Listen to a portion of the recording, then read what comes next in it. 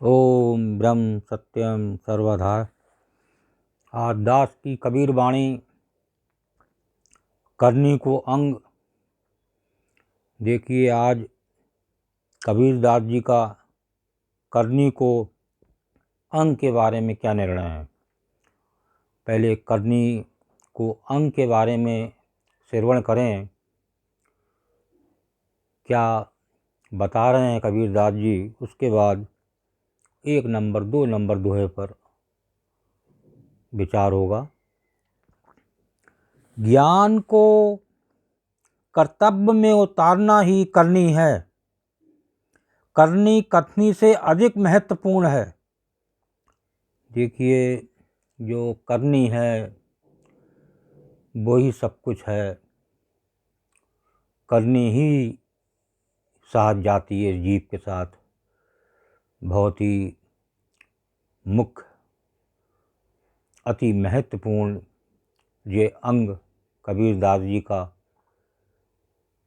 इसमें आनंद की प्राप्ति करें। कथनी करने पर ही आधारित होती है। बिना करनी के कथनी का कोई महत्व नहीं होता। कथनी और करनी में सामंजस्य होना आवश्यक है। कथनी और करनी में सामंजस्य रखते हुए कार्य करना चाहिए। जो लोग कथनी के अहंकार में बड़े बड़े ज्ञानोपदेश व प्रवचन आदि देते हैं और उन्हें स्वयं अपने आचरण में नहीं उतारते, वे अज्ञानी होते हैं।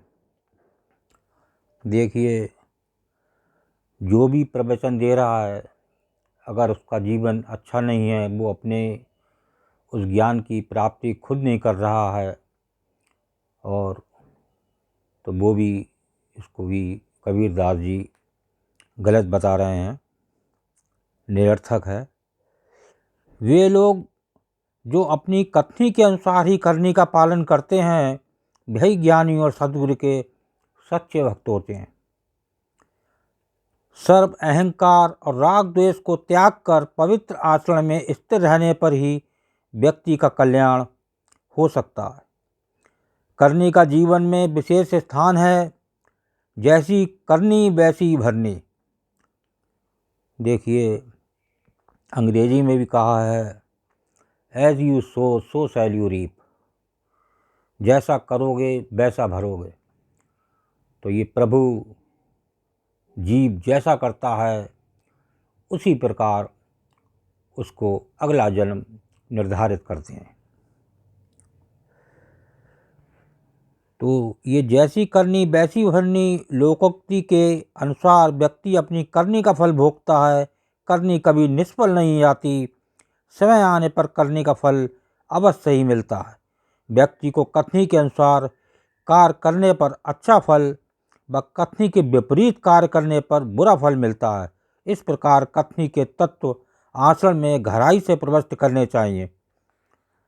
बहुत ही अच्छा कबीरदास जी का निर्णय। करनी को अंग पर, करनी ही एक मुख्य अंग है इस जीव का।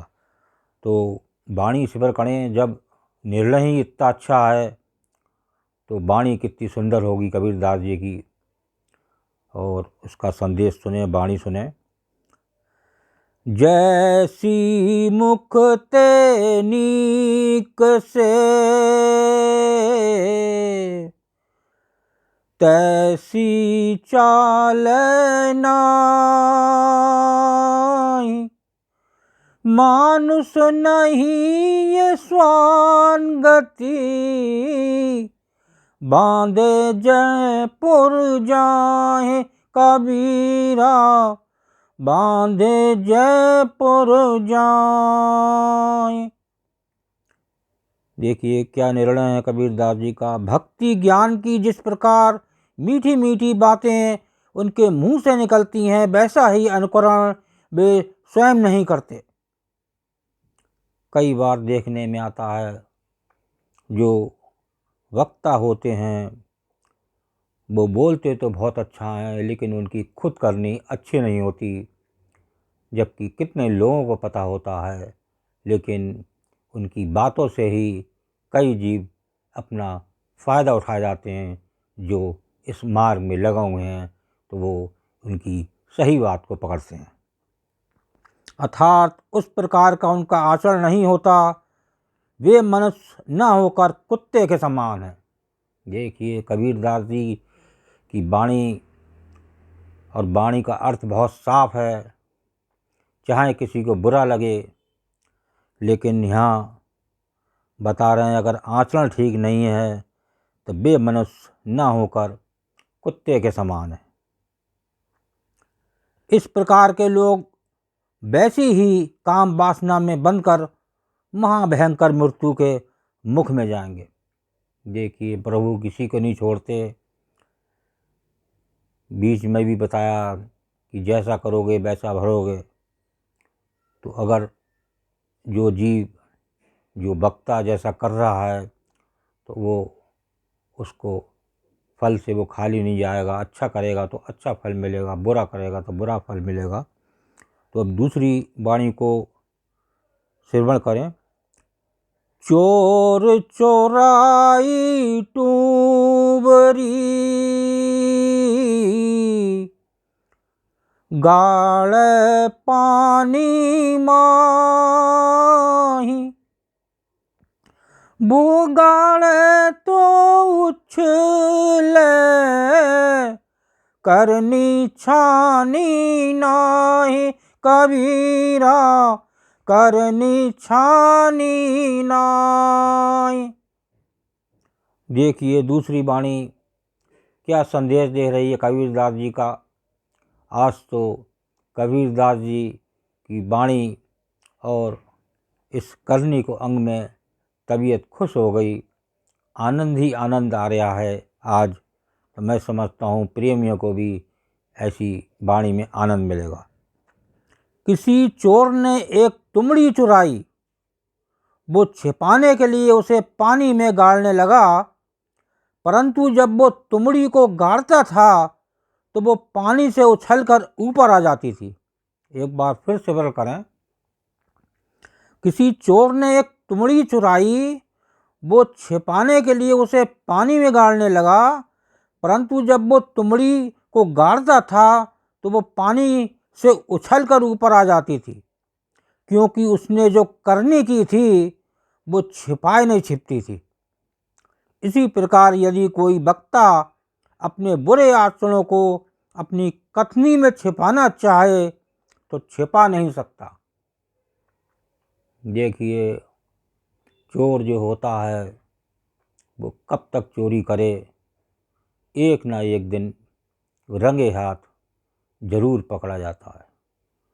तो प्रभु दयालु भी हैं, जितने दयालु हैं उतने सख्त भी हैं।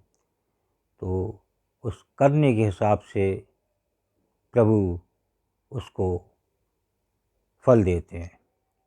देखिए, एक श्लोक में भी आता है, कर्मण्ये बाधकारस्ते माँ फलेषु कदाचन।